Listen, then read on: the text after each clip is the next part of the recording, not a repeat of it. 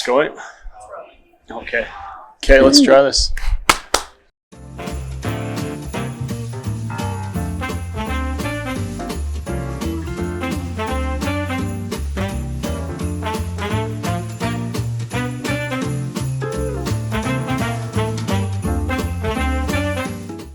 Hi everyone, I'm Paul Bojakli, and I'd like to welcome you to Around the Cooler. Today we are in sunny, warm, beautiful beach country, Canmore, Alberta.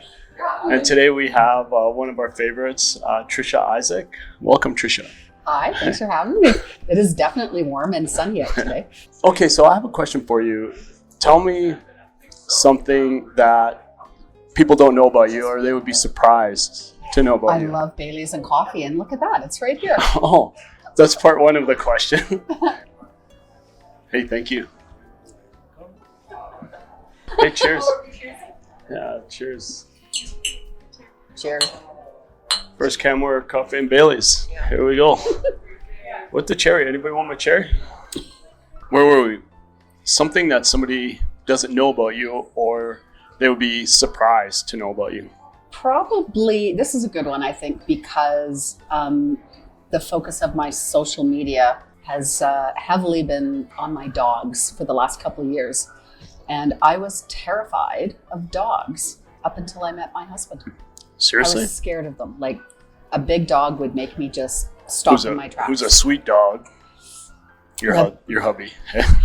But when I met my husband, he had a big dog, and the joke always has been that the dog liked me. So that's when he knew I was okay, because I couldn't live without my dogs now. Okay, but interesting. So tell me, give me some more. Give me some more of that. What else? What else is there? What else is there?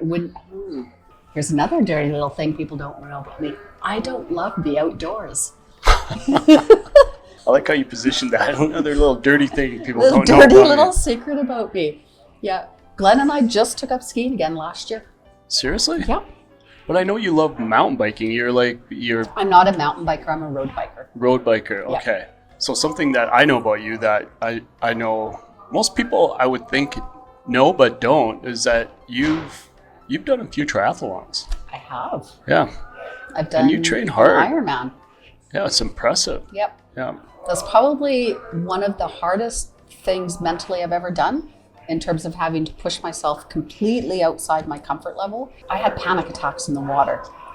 And so I worked with a coach, because what I've learned over the years is if you struggle with something and if you get some coaching and some help, it makes all the difference in the world. At least it did for me. That coach got me through that swim, and once you're through that swim and you're well trained for the rest of it, it's just a great day. So I'm pretty proud of that accomplishment. It's impressive. Yeah. Not a lot of people can say they've done that. I actually grew up in Creston, BC. So home of Kokanee Springs, hey? Yeah. Kokanee Brewery. Yes. Yeah. Yep. And actually, I've got a picture of myself with Brew, the Kokanee dog.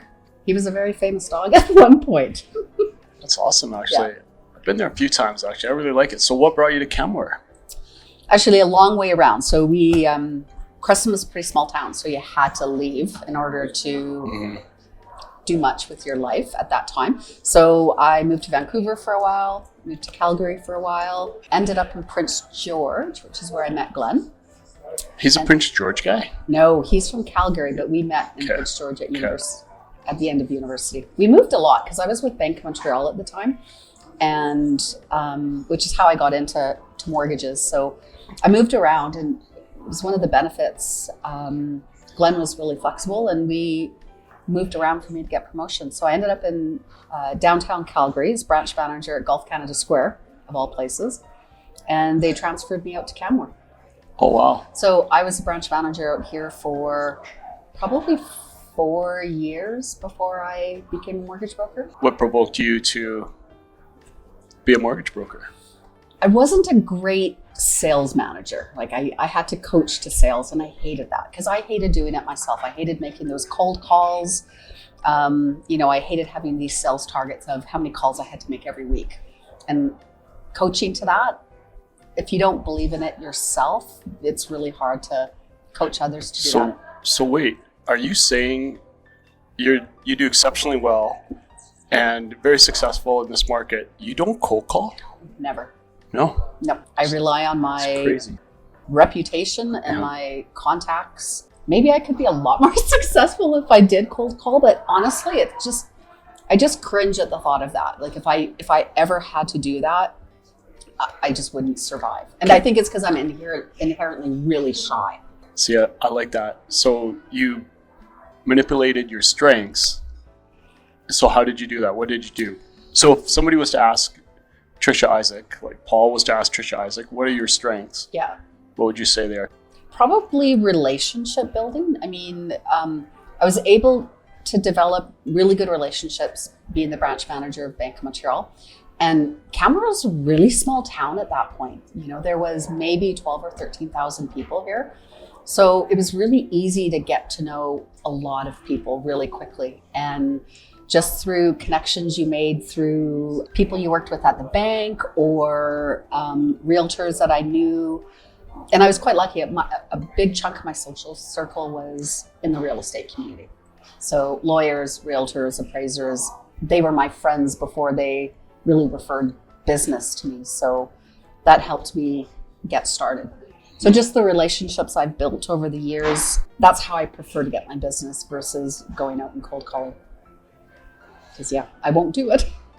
No, I love that. Yeah. I love that. I think that's a lesson for people. I mean, there's accolades. I give people a lot of credit who can do that. Mm-hmm. I know I can't. I'm the same as you. It's very hard to do.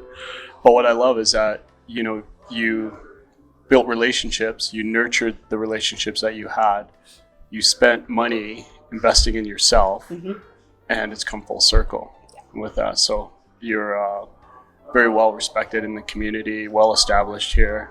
Tell us a little bit about, I know you're incredibly generous in a lot of other ways, and one of the things is what you do with the Rotary.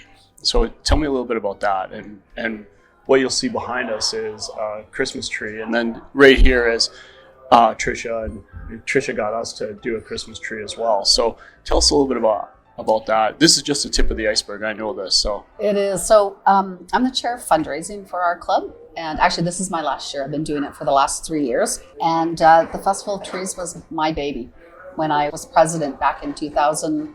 I think it was 2011. We've grown the Festival of Trees. Like, it's huge. If you take a walk around the hotel here, there's 67 trees and wreaths. That's crazy. And that very first year, I think we started with 15 or 16. It's a pretty great fundraiser. It's a community building fundraiser.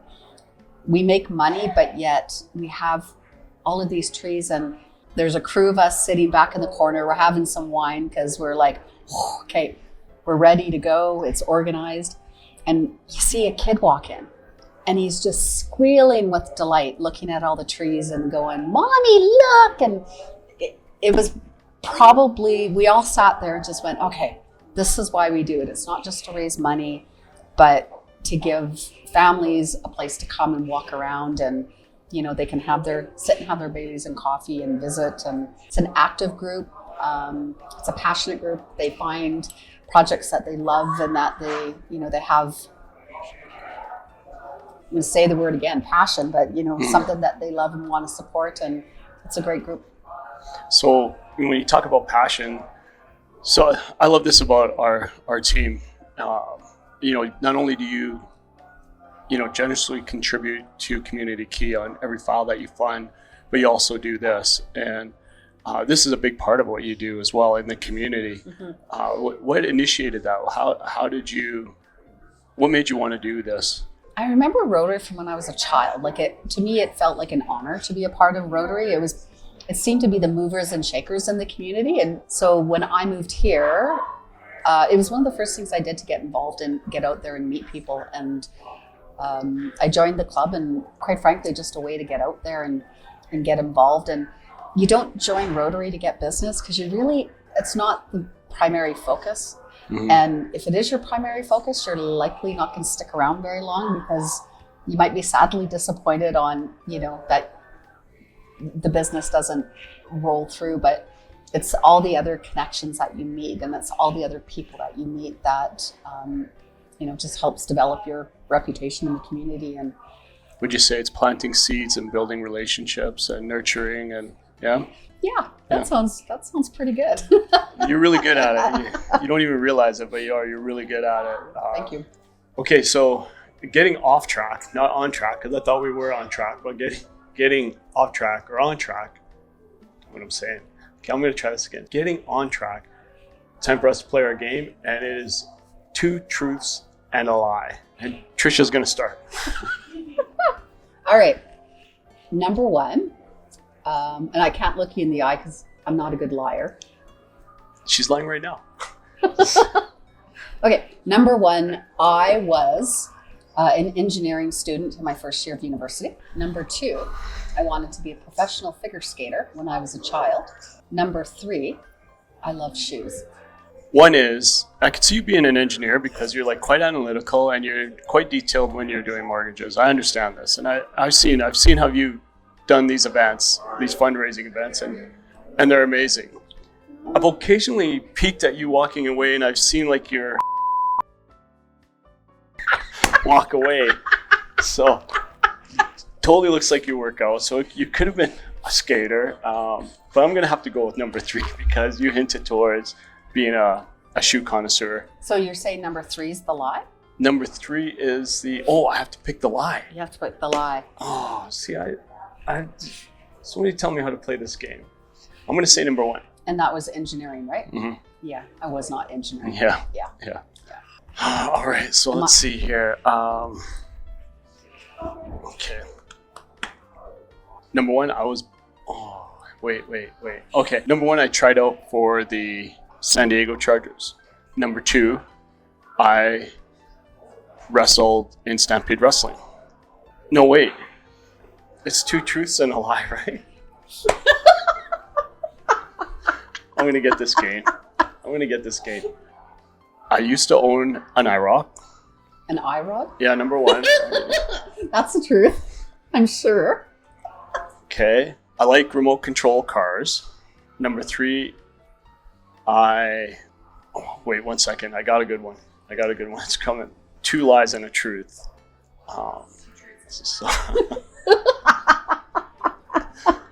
Okay, so obviously I won this game. Obviously. There's a trophy that's going to show up somewhere at some point in time. I'm sure of it. That will get passed around here. They'll stay on my desk for a little while. We'll take pictures together. That's it for today. I want to thank Trisha for coming out. Maybe Trisha, you could talk a little bit about how people can come and view these trees, where they can go, and give us those details. Sure. So the Festival of Trees is going on at the Malcolm Hotel here in Canmore till December 31st. Actually, we'll take the trees down on the 1st or the 2nd. And we have a nice little donation box here for Rotary if anybody wants to stop in and make a donation. It's a great way to keep your parents and kids and aunts and uncles entertained for a Christmas visit and get you in the family spirit. That's awesome. Spirit. Yeah, and it's free. Is what Trisha's saying, but when you're here, you're going to love it and you want to donate. Put it in the container. Yeah, you'll definitely It's the right thing to do. It's for the children. And make sure you check out Trisha's tree because, Trisha won an award, and the Quantus tree because we got lucky and we won an award.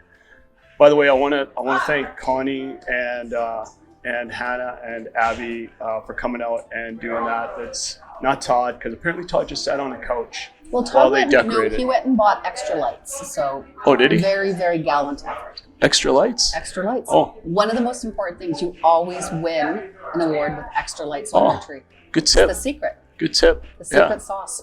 It's a good tip. Future reference. So I want to wish everybody a Merry Christmas on behalf of all of us and the Quantus team. Thank you very much.